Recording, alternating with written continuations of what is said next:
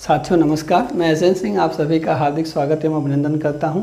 हिंदी व्याकरण के अंतर्गत आज हम टॉपिक पढ़ेंगे संज्ञा। ये एक बहुत महत्वपूर्ण टॉपिक है। इससे हम न केवल अपनी परीक्षा में ज़्यादा से ज़्यादा अंक ले आ पाएंगे, बल्कि संज्ञा के संबंध में हम एक समझ भी विकसित कर पाएंगे। तो आइए देखते हैं ये संज्ञा। संज्ञा अर्थात नाउन। आपने पढ़ा है कि किसी व्यक्ति, वस्तु, भाव या स्थान के नाम को संज्ञा कहते हैं। व्यक्ति के नाम को, वस्तु के नाम को, भाव के नाम को या स्थान के नाम को संज्ञा कहते हैं। व्यक्ति का नाम, व्यक्ति आप राम, मोहन कुछ भी कह लीजिए, कोई भी नाम ले लीजिए, हमारा अपना वो क्या है, व्यक्ति का नाम हो गया। वस्तु का नाम, वस्तु एक बहुत व्यापक शब्द है। वस्तु में आपके आसपास जितनी भी चीज़ें दिखती हैं, पंखा, घड़ी, दरवाज़ा, कुछ भी, टेबल, कुर्सी, मेज, जो भी दिखता हो, आप वो कह सकते हैं कि वो सब वस्तुएं हैं। मार्कर हैं और ये वाइट बोर्ड है। और क्या कहें, स्थान, स्थान जहाँ हम रहते हैं, जहाँ आप रहते हैं, दिल्ली, आगरा, ये सभी जो है क्या है, स्थान है। इसके अलावा भाव, जो हमारे मन में भाव आते हैं, जिसे आप महसूस करते हैं, उसे हम कहते हैं भाव। तो किसी व्यक्ति का नाम, वस्तु का नाम, भाव का नाम, स्थान का नाम, ये क्या कहलाता है, संज्ञा। यानी संज्ञा क्या है, एक नाम है।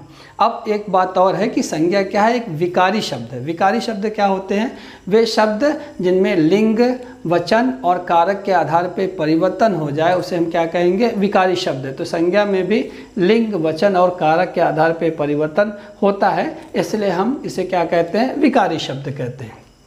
आइए पढ़ते हैं संज्ञा के भेद की तरफ पे। तो विभिन्न विद्वानों में मतभेद है इस बारे में। कुछ लोग संज्ञा के 3 भेद मानते हैं, कुछ लोग 5 भेद मानते हैं, लेकिन अधिकांश विद्वानों का मत है कि संज्ञा के 5 भेद हैं। वो कौन कौन से हैं, व्यक्तिवाचक यानी प्रॉपर नाउन, जातिवाचक यानी कॉमन नाउन, समूहवाचक यानी कलेक्टिव नाउन, द्रव्यवाचक यानी कंक्रीट नाउन, भाववाचक यानी अब्स्ट्रैक्ट नाउन। आइए एक एक के बारे में हम जानते हैं। तो सबसे पहले व्यक्तिवाचक की बात करते हैं कि जिस शब्द से किसी एक वस्तु या एक व्यक्ति का बोध हो, उसे हम क्या कहते हैं, व्यक्तिवाचक कहते हैं। किसी एक वस्तु या एक व्यक्ति का बोध हो। मैं आपको सीधा सा फार्मूला बताता हूँ कि वो नाम ले हम अगर, और आपके सामने एक पिक्चर बन जाए, सिर्फ एक पिक्चर बने, एक से ज़्यादा पिक्चर ना बने, तो आप मान लीजिए कि वो व्यक्तिवाचक। जैसे हमने राम का नाम लिया तो आपके दिमाग में एक पिक्चर बना, धनुष बाण वाले राम, जो आजकल सीरियल में चल रहे हैं, यानी भगवान श्री राम की बात कर रहे हैं हम।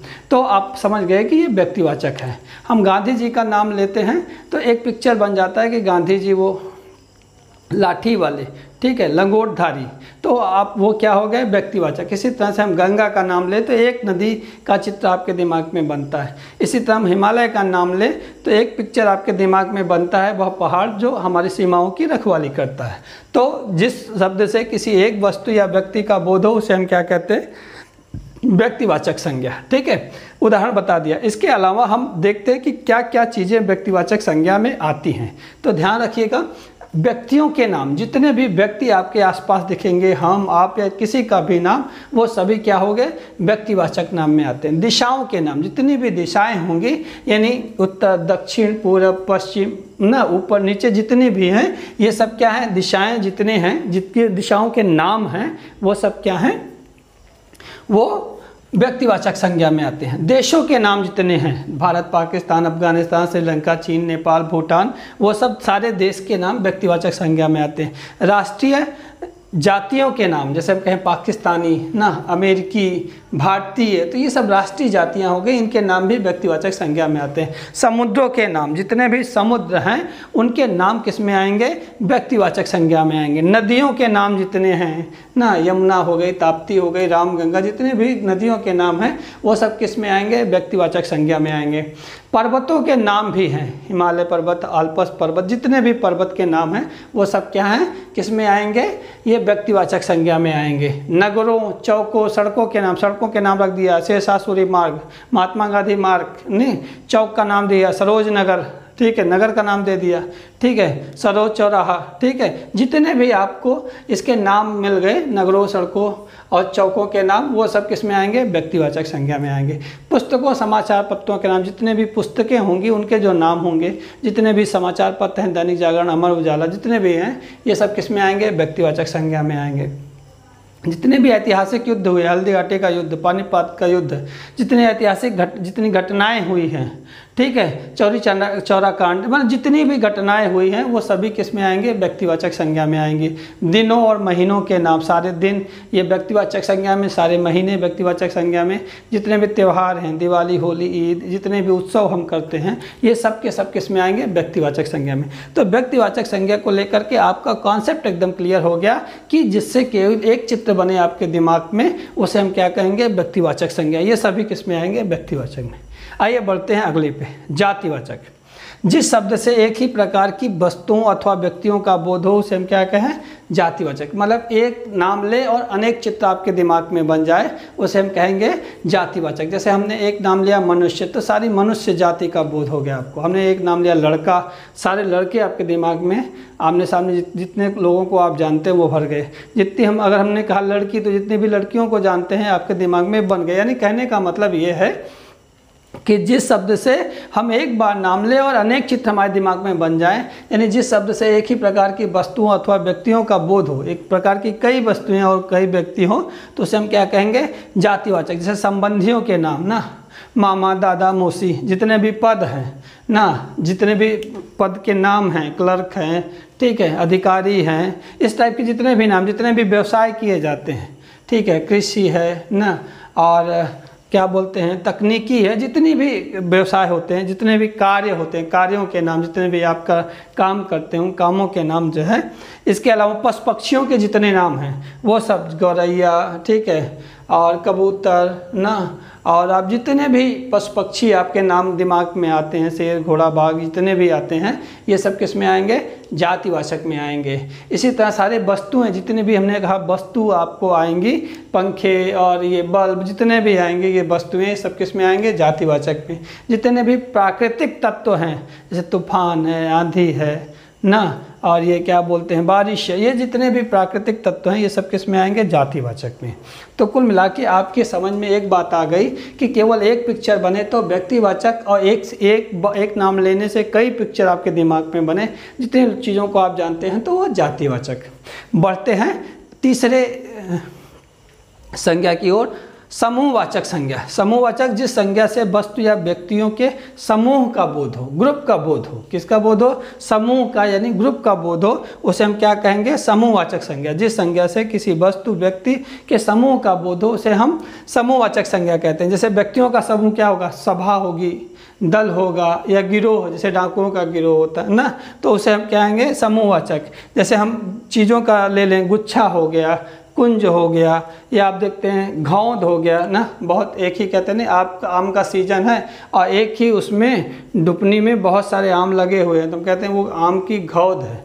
उसी तरह से मंडल है, बहुत सारे ज़िले जब जो है एक एरिया के ज़िले एक मंडल के अंतर्गत आते हैं उसे वही मंडल है, यानी समूह हो गया, क्या हो गया, जिलों का, वो क्या है, मंडल कहलाता है। तो ये क्या हो गया, ये समूहवाचक। तो समझ में आ गया होगा कि जिस संज्ञा से वस्तु अथवा व्यक्ति के समूह का बोध हो तो वो समूहवाचक संज्ञा है। बढ़ते हैं द्रव्यवाचक संज्ञा। जिस संज्ञा से नाप तौल वाली वस्तु का बोध हो, मतलब आपके दिमाग में कोई नाप तौल वाली चीज़ आए जिसे आपने नापा हो, नापें, या जिसे आप तौलें, तो नाप या तौल की जो भी चीज़ें हैं, बाजार से संबंधित चीज़ें जिनका आप क्रय विक्रय करते हैं, वो सब किस में आएंगी, द्रव्यवाचक संज्ञा में। जैसे लोहा, सोना, चांदी, दूध, पानी, पेट्रोल, तेजाब, मिट्टी, जो भी आपके मतलब इस टाइप की चीज़ें हैं जिन्हें आप नाप सकें या जिसे तौल सकें, ठीक है, तौल सकें, नाप सकें, वो सब कभी किस में आएंगी, द्रव्यवाचक। तो बहुत आसान है, ठीक है। भाववाचक। भाववाचक ना, जिस संज्ञा से किसी व्यक्ति या वस्तु के गुण या धर्म, दशा या व्यापार का बोध हो, मतलब कि वस्तु है तो उसके गुण दोष का पता चलेगा, ठीक है, व्यक्ति है तो उसके गुण दोष का होगा, ठीक है, या मतलब कह लेते हैं कि जो ऐसी चीज़ जिसे आप देख ना सके, सिर्फ महसूस करें। तो भाव क्या होते हैं, सिर्फ महसूस किए जाते हैं, वो देखे नहीं जाते हैं, तो वो क्या हुआ, भाववाचक। एक और चीज़, सामान्यतः भाववाचक संज्ञा का बहुवचन नहीं होता है। तो जैसे लंबाई है, बुढ़ापा है, नम्रता है, मिठास है, समझ है, चाल है, ये सब चीज़ें नापी नहीं जाती हैं, सिर्फ महसूस की जाती हैं, तो उसे हम कहेंगे भाववाचक संज्ञा। शकुनी चाल चलता है ना, तो चाल दिखाई नहीं देती, चाल दिमाग में चलता है और वो महसूस होती है। ठीक है, आप जानते हैं मीठा खाते हैं, जलेबी खाते हैं तो मिठास महसूस करते हैं आप, वो आपको दिखाई नहीं देती, किसी को सुनाई नहीं देती। तो भाववाचक संज्ञा से किसी व्यक्ति या वस्तु के गुण या दोष का, उसकी स्थिति का, उसके धर्म का पता चले तो उसे हम क्या कहें, भाववाचक संज्ञा। ठीक है, अब देखिए भाववाचक संज्ञा बनाई जाती है, कैसे बनाई जाती हैं? जातिवाचक संज्ञा से भाववाचक संज्ञा बनाई जाती है। जैसे बूढ़ा से बनता है भाववाचक संज्ञा बुढ़ापा, क्या बनता है? बुढ़ापा। जातिवाचक संज्ञा से भाववाचक संज्ञा बना रहे हैं। बूढ़ा क्या है? जातिवाचक संज्ञा है, और बुढ़ापा क्या होगा? भाववाचक। लड़का जातिवाचक संज्ञा है और लड़कपन क्या होगा? लड़कपन भाववाचक संज्ञा होगी। ठीक है, इसी तरह से मित्र क्या है? जातिवाचक संज्ञा है और मित्रता क्या होगी? भाववाचक संज्ञा होगी। पंडित जो है जातिवाचक संज्ञा है और पंडिताई क्या है? भाववाचक संज्ञा होगी। पंडिताई यानी ज्ञान, नॉलेज, दिखाई नहीं देता है। दास क्या है? जातिवाचक संज्ञा है और दासत्व तो क्या है? ये भाववाचक संज्ञा हो जाएगी, दासत्व। ठीक है, किसी की गुलामी। अब इसी तरह से विशेषण से कैसे भाववाचक संज्ञा बनाई जाती है? जैसे विशेषण है गर्म, गर्म से बनती है भाववाचक संज्ञा गर्मी। गर्मी आपको किसी को दिखाई नहीं देती, महसूस सबको होती है। इसी तरह से विशेषण सर्द है, सर्द से क्या बनेगा? सर्दी। ये सर्दी दिखाई नहीं देती आपको, लेकिन महसूस सबको होती है। ठंडी सबको लगती है, जाड़ा सबको लगता है। कठोर से कठोरता ना, कठोरता ये गुण है किसी भी व्यक्ति का ना। चतुर से चतुराई, ये सारी चीज़ें क्या है? दिखाई नहीं देती हैं। तो चतुर क्या है? विशेषण है और चतुराई क्या है? संज्ञा है। कौन सी संज्ञा है? भाववाचक। कठोर क्या है? विशेषण है। कठोरता क्या है? भाववाचक संज्ञा है। सर्वनाम से, जैसे अपना से अपनापन या अपनत्व भी होता है, अपनत्व भी होता है। मम से ममत्व ना, ये क्या है? सर्वनाम है। अपना, मम, ये सब सर्वनाम है। तो अपना से बना भाववाचक संज्ञा अपनापन, मम से बना भाववाचक संज्ञा ममत्व, निज से बना निजत्व, निज से क्या बना? निजत्व। ठीक है, इसी तरह से देखिए क्रिया से, घबराना से घबराहट बनेगा। घबराहट, ये घबराहट क्या है? कहते हैं कि हमको बहुत घबराहट हो रही है, लोग बोलते हैं ना, तो लेकिन ये क्या है? दिखाई नहीं देता, वो महसूस करता है घबराहट हो रही है। सजाना से सजावट,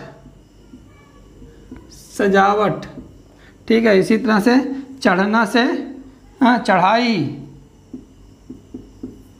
ठीक है, बहना से बहाव, मारना से मार, ये क्या है? ये भाववाचक संज्ञा है। क्रिया से ये सब बने, घबराना से घबराहट, सजाना से सजावट, चढ़ना से चढ़ाई, बहना से बहाव, मारना से मार। इसी तरह से देखें अव्यय से कैसे भाववाचक संज्ञा बनती है? दूर से दूरी। ठीक है, शाबाश से शाबाशी, शाबाशी, और वाह वाह से वाहवाही। ठीक है, तो कुल मिलाकर के जातिवाचक संज्ञा से भाववाचक संज्ञा बनाई जा सकती है, विशेषण से भाववाचक संज्ञा बनाई जा सकती है, सर्वनाम से भाववाचक संज्ञा बनाई जा सकती है, क्रिया से भाववाचक संज्ञा बनाई जा सकती है, अव्यय से। तो भाववाचक संज्ञा क्या है? हमें दिखाई सुनाई नहीं देती, महसूस की जाती है। ठीक है, इंद्रियों के द्वारा, और इसका बहुवचन सामान्यतः नहीं होता है। हमने कहा भाव क्या है? किसी व्यक्ति या वस्तु के जो गुण या दोष या धर्म या उसकी दशा होती है, वो क्या होती है? भाववाचक संज्ञा। ठीक है, ये आपके समझ में आ गया होगा। अब कुछ ऐसी चीज़ें हैं जो प्रयोग के ऊपर हैं। जैसे एक है कि व्यक्तिवाचक संज्ञा कहीं कहीं जातिवाचक संज्ञा का काम करती है। परीक्षा में आपसे इस टाइप से प्रश्न आएंगे तो आपको कहीं दिक्कत नहीं होगी, आप आसानी से समझ पाएंगे कि कौन सी संज्ञा है, व्यक्तिवाचक है, जातिवाचक है, समूहवाचक है, द्रव्यवाचक है या जो है भाववाचक है। आप आसानी से समझ पाएंगे। थोड़ा सा प्रैक्टिस है, आप प्रैक्टिस कर लीजिए, नहीं एक बार और देख लीजिएगा, कहीं आपको कोई दिक्कत नहीं होगी। दूसरा क्या है कि हमने कहा कुछ विशेष स्थितियों में व्यक्तिवाचक संज्ञा जातिवाचक संज्ञा का काम करती है। जैसे हम कहें आज के युग में हरिश्चंद्रों की कमी नहीं है, तो हरिश्चंद्र क्या है? व्यक्तिवाचक संज्ञा है, राजा हरिश्चंद्र जो अपने उसके लिए सत्य के लिए जाने जाते थे। अब यहाँ हरिश्चंद्रों की बात हो रही है, तो मतलब कि उन जैसे व्यक्तियों के बातुरी जिसमें वो गुण विद्यमान हो। तो बहुत सारे ऐसे व्यक्ति हैं जो आज भी सत्य के मार्ग पे चलने वाले हैं। तो वही क्या है, तो वो क्या हो गया, अब वो व्यक्ति नहीं रहेंगे। जब ऐसे गुण वाले जितने भी व्यक्ति हैं सबको क्या कह दिया गया, हरिश्चंद्र कह दिया गया। इसीलिए क्या प्रयोग हुआ कि आज के युग में हरिश्चंद्रों की कमी नहीं है। तो यहाँ पे हरिश्चंद्र क्या हो गया, हरिश्चंद्र व्यक्तिवाचक संज्ञा ना होकर के क्या हो गया, जातिवाचक संज्ञा हो गया। इसी तरह से अगर हम कहें देश को हानि जयचंदों से होती, जयचंद तो एक था पृथ्वीराज चौहान के साथ जो है दगा करने वाला, लेकिन ऐसे बहुत सारे लोग जो अपने कुटुंबियों के साथ जो है दगा करते हैं उन्हें हम क्या कह देते हैं, जयचंद कह देते हैं। जो घर के भेदी होते हैं उनको हम जयचंद कह देते हैं। तो आज देश को हानि जयचंदों से होती थी, यहाँ जयचंद ये क्या है, व्यक्तिवाचक नहीं होगा, बल्कि क्या है, ऐसे सभी व्यक्तियों का प्रतिनिधित्व करता है जयचंद, जो कि अपने लोगों के साथ जो है वो कुटिल चाल करते हैं या उनके साथ दगा करते हैं। तो ठीक है, तो जयचंद यहाँ पे क्या हो गया, ये हो गया जातिवाचक। जैसे हम कहें कि आज के दिन देश में विभीषणों की कमी नहीं, तो विभीषण तो एक वो जो रावण का भाई, लेकिन ऐसे बहुत सारे व्यक्ति जो घर का भेद बताते हैं सबको हम विभीषण कह देते हैं। तो विभीषण वहाँ पे क्या हो जाएगा, वहाँ पे जातिवाचक हो जाएगा, व्यक्तिवाचक नहीं होगा। फिर से देखिए, अब जातिवाचक संज्ञा कहाँ व्यक्तिवाचक का काम करती है वो भी देख लेते हैं। जैसे हम कहें पंडित जी भारत के प्रथम प्रधानमंत्री थे, तो पंडित मतलब पंडित जाति से मतलब नहीं है, पंडित जी से मतलब है कि वो जवाहरलाल नेहरू वो भारत के प्रधानमंत्री थे। तो यहाँ पंडित जी क्या हो गया, ये पंडित जी हो गया, ये व्यक्तिवाचक हो गया, यहाँ पंडित जी जातिवाचक नहीं हुआ। इसी तरह से हम कहें गोस्वामी जी ने रामचरितमानस की रचना की, तो गोस्वामी पंडितों में एक जो है कास्ट होती है ना, तो उनको कहा जाता है गोस्वामी, जो तिलक लगाते हैं, चंदन लगाते हैं, ठीक है। लेकिन यहाँ गोस्वामी जी किसके लिए हुआ है, तुलसीदास जी के लिए प्रयुक्त हुआ है। तो यहाँ गोस्वामी क्या हो गया है, व्यक्तिवाचक हो गया। तो आपने ये स्थिति देखी कि जब व्यक्तिवाचक कब जातिवाचक का काम करता है या जातिवाचक कब व्यक्तिवाचक का काम करता है, ये कुछ विशिष्ट स्थितियां थी। तो आपके समझ में ये संज्ञा आ गया होगा, ऐसा मुझे भरोसा है, ऐसा मुझे विश्वास है। तो अगर आपको अच्छा लगा हो तो लाइक शेयर कीजिए और कमेंट भी कीजिए। मिलते हैं अगले वीडियो में, तब तक के लिए नमस्कार।